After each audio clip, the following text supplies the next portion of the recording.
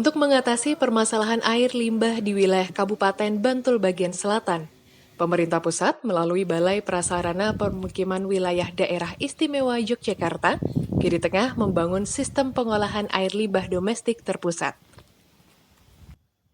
Meski sempat mendapat penolakan warga, proyek pembangunan sistem pengolahan air limbah yang berada di Dusun Bondalem, Sumber Mulyo, Bambang Lipuro, akhirnya berjalan sesuai progres.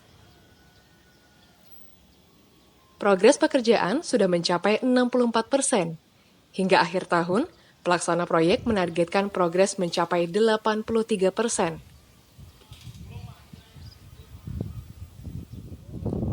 Proyek spal terpusat Bambang Lipuro, kapasitasnya mencapai 3.000 meter kubik per hari dengan jumlah kepala keluarga atau KK terlayani mencapai 5.493 KK yang berasal dari kawasan Bantul bagian selatan.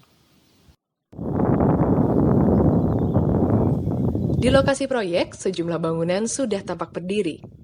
Bak aerasi, grid chamber, bak ekualisasi, bak clarifier, bangunan kantor, dan gedung serbaguna masih dalam tahap penyelesaian.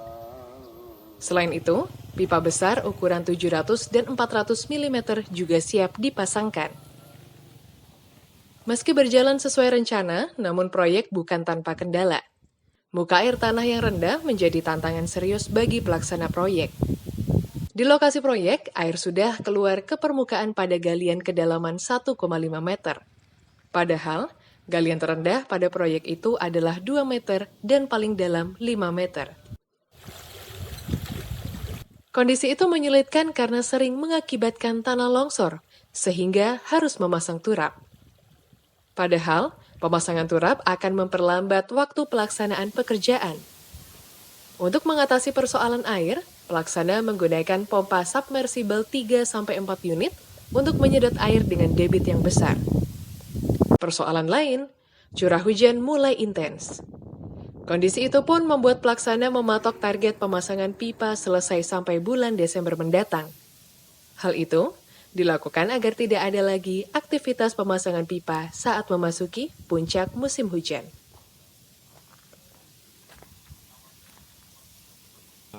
Terima kasih. Ini adalah proyek SPAL, yaitu pengolahan air limbah.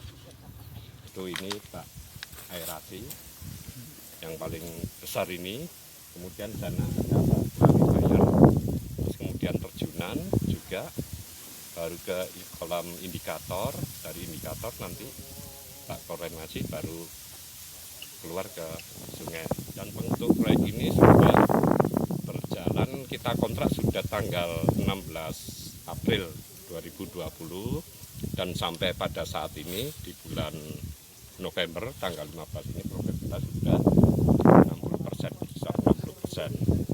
Dan target kami di akhir tahun ini nanti sekitar 80%, karena ini proyek multi-years sampai bulan Mei di 2021 nanti kita menargetkan untuk 20% sisanya. Untuk sementara ini memang kendala kita itu di musim hujan. Jadi kendala kita itu yang paling susah itu air.